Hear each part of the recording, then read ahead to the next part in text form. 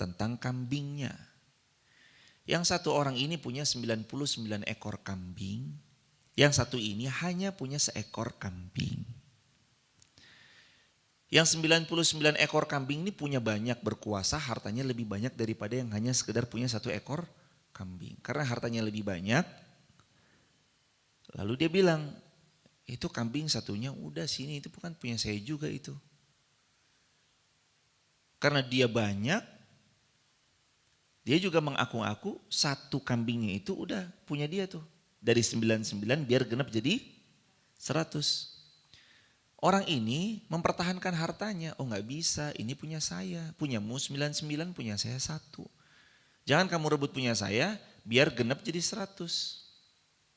Gak bisa, ini punya saya. Oh enggak, ini punya saya 100. Akhirnya, ya diambil sekalian tuh. Genaplah jadi 100 kambingnya. Dia datang dengan senang dan bangganya, nih kambing saya 100 ekor. Orang ini mengadulah kepada Nabi Daud alaihi salam. Wahai Daud, masa saya dizolimi begini wahai Daud, gimana nih? Dia jadi 100 kambing padahal dia kambingnya 99, saya 1. Oh ya benar kali, itu barangkali kambingnya dia. 100 memang kambingnya dia mungkin.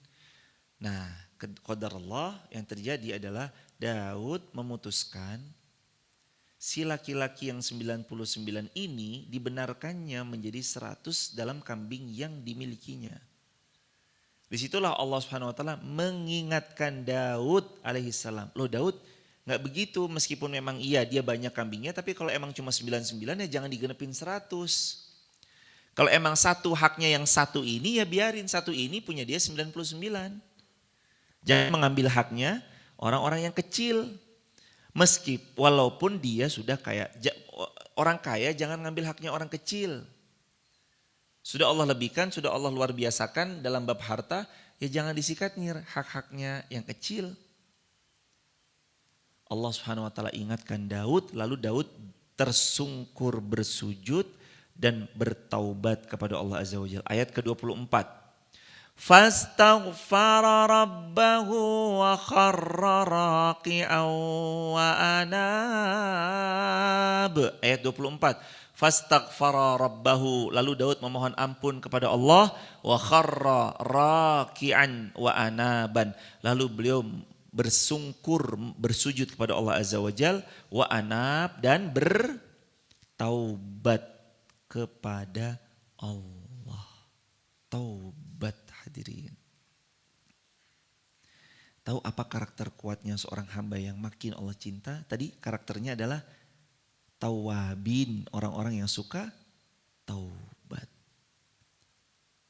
Manusia salah itu biasa, hadirin. Manusia salah itu biasa. Memang manusia tempatnya salah. Tapi tidak dibenarkan untuk mengulangi kesalahan yang sama setelah dia tahu mana benarnya. Namun demikian orang-orang yang salah lalu bertaubat jadi seorang hamba yang paling berpotensi dicinta sama Allah Azza wa Jalla. Dan kalau seorang itu tahu salah dan cepat kembali kepada Allah, itu jadi poin yang Allah buat hamba ini. Saat dia bersegera menjemput cintanya Allah, Allah pun bersegera mendatangkan cinta itu lebih banyak dari cinta dia kepada Allah Azza wa Jalla. Sebagaimana kata Nabi, yang datang sejengkal Allah balas sehasta, yang datang sehasta satu depa Allah balasnya. Yang berjalan menuju Allah, Allah balas dengan berlari, harwalah, berlari menjemput hamba itu. Ini bukan tentang dulunya kita pernah berbuat dosa, tapi ini adalah tentang apakah kita mau mengakui bahwa kita adalah seorang pendosa dan kita mau bertobat kepada Allah Azza wa Jalla. Apakah kita mengakui kesalahan kita lalu kita mau tersungkur bersujud kepada Allah Azza wa Jalla. Kalau kita lakukan itu, Allah cinta sama kita. Innallaha yuhibbut tawwabin wa yuhibbul mutatahhirin.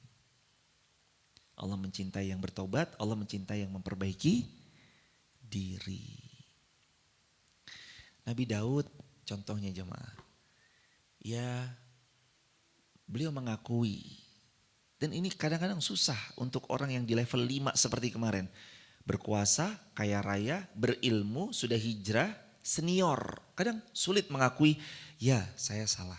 Kita juga sebagai orang tua. Kalau sama anak, kita selalu menganggap anak kita salah, kita yang benar. Padahal belum tentu. Kita sebagai orang tua kadang-kadang ketemu anak, pokoknya gimana pun anak saya salah, saya yang benar. Padahal belum tentu, boleh jadi anak kita yang benar, kitanya yang lagi emosi. Pulang kerja, masalah di kantor, dibawa sampai rumah. Lagi ada masalah di perdagangan, yang jadi kena dampak, anak. Lagi ada masalah di organisasi, lagi kena tipu, tapi yang jadi bahan omyangan, malah anak-anak kita yang jadi sasaran. Tapi begitu kita mau minta maaf, gengsinya luar biasa. Hadirin jangan gengsi. Ayah minta maaf ya. Ayah salah, ya nanti ayah perbaiki. Jangan gengsi minta maaf. Kadang kita sebagai orang tua gengsi. Abah nih gimana sih? Abah kok gini. Kan abah. Kadang kita emosionalnya pengennya membela diri. Gak mau disalahkan, apalagi sama anak. Padahal saat kita udah cukup. Iya, abah salah, abah minta maaf ya, besok abah perbaiki. Itu aja selesai hadirin. Dan anak kita melihat sosoknya, iya ya, ayahku berani minta maaf. Besok kalau aku salah, aku akan contoh ayahku. One day kalau dia berbuat salah, dia nanti pasti bilang, mama maaf ya, salah, besok adik perbaiki. Selesai hadirin. Kadang kita gengsi, betul atau betul? Gengsi hadirin. Belajar loh dari Nabi Allah Daud. Tadi profilingnya siapa? Raja, kaya raya, berkuasa, cerdas. Tapi ada aja satu waktu kebijakannya itu keliru. Ada aja satu waktu kebijakannya itu gak proporsional.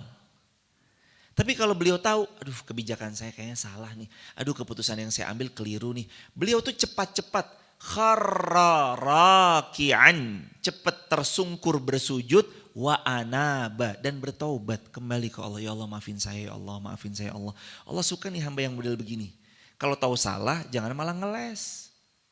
Tahu salah jangan malah bela diri. Tahu salah akui, iya ya Allah saya salah, insya Allah saya perbaiki.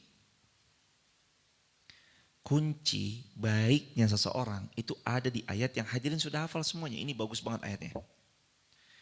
Kunci hamba ini akan jadi baik ada di ayat yang kita semua sudah hafal. Ayatnya berbunyi, qad aflaha man zakkaha wa qad khaba man dassaha. Kunci seorang hamba aflah, beruntung, jadi lebih baik. Orang-orang yang aflah memperoleh kemenangan. Maka kuncinya ada man zakkaha.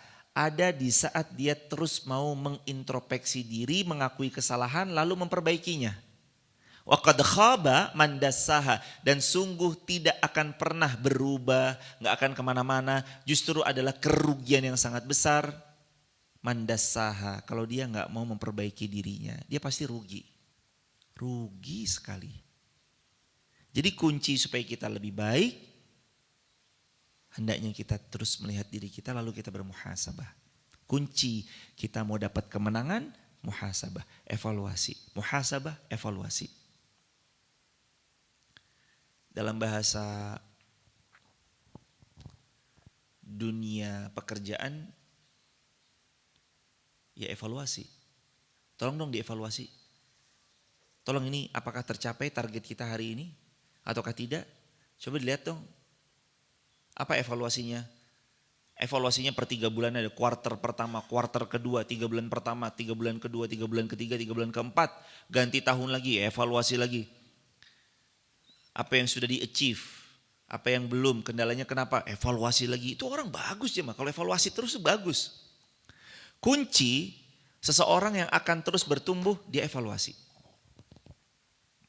Kunci seseorang yang akan terus bertumbuh, dia suka mengevaluasi diri. Itu pasti bertumbuh orang ini.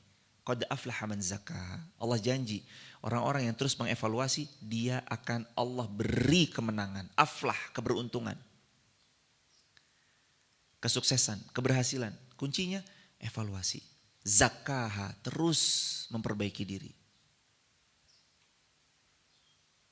Kalau kita melihat faktor kesalahan itu selalu ada pada faktor eksternal tanpa pernah kita melihat internalnya kita mengkambing hitamkan orang, maka kita nggak akan kemana-mana dan kita stuck di tempat. Karena kita selalu menyalah-nyalahkan siapa? Orang lain. Karena kita selalu nyala-nyalain orang, kita nggak kemana-mana hadirin. Tapi kalau yang kita lihat internal, iya saya sebagai pemimpin salah, saya sebagai ibu rumah tangga mungkin kurang aware sama anak saya sebagai seorang ayah mungkin kurang kedekatan kepada mereka anak-anak kami, saya sebagai seorang anak begini dan begitu, saya sebagai seorang partner bisnis begini dan begitu, saya sebagai seorang sahabat kepada sahabatnya, saya sebagai seorang dosen kepada anak mahasiswanya, saya sebagai seorang mahasiswa kepada dosennya, dan segala macamnya, saya sebagai rekan kerja terhadap rekan kerja lainnya. Kalau dia melihat kepada dirinya, dia tumbuh. Tapi kalau dia melihat dan mengkambing hitamkan orang lain, selamanya tidak akan pernah tumbuh. Berhenti mengkambing hitamkan orang lain, lihat ke diri sendiri. Kalau terjadi kesalahan, justru itu yang akan membuat kita berkembang dengan seizin Allah Azza wa Jalla. Hadirin sekalian yang dirahmati Allah Subhanahu wa taala, Daud sujud sebagai bentuk taubat.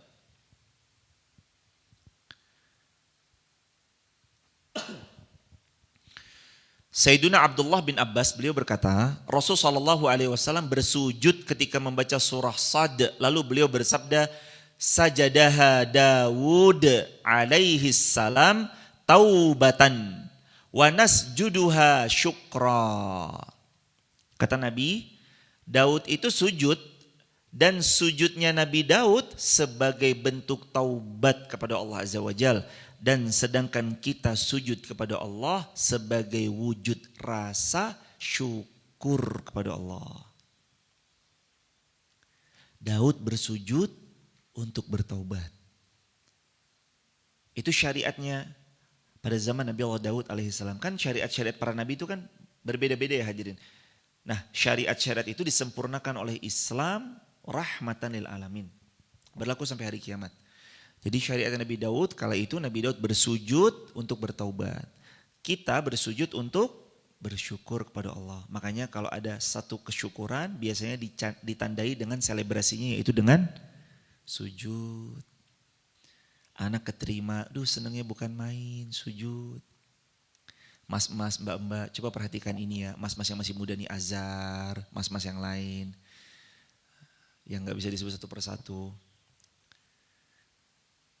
Yang masih muda coba ingat-ingat, apapun kebaikan yang Allah hadirkan di hidup kita hari ini, itu boleh jadi bukan karena kerja keras kita semata. Tapi karena ada doa kedua orang tua kita yang mengawal aktivitas kita. Keberhasilan yang dicapai, kesuksesan yang diraih, kemudahan yang dijalani, titik yang hari ini teman-teman duduki, itu setelah taufik dari Allah, ada peran doa kedua orang tua kita. Ustadz, bolehkah saya sebagai seorang ibu sodakoh berharap supaya anak saya keterima di universitas yang beliau inginkan? Boleh ibu, silakan. Saya puasa, saya memohon hajat kepada Allah agar supaya anak saya tembus Ustadz di universitas A. Boleh Ustadz? Boleh. Jangankan puasa, nggak puasa aja boleh nggak minta supaya anaknya lolos universitas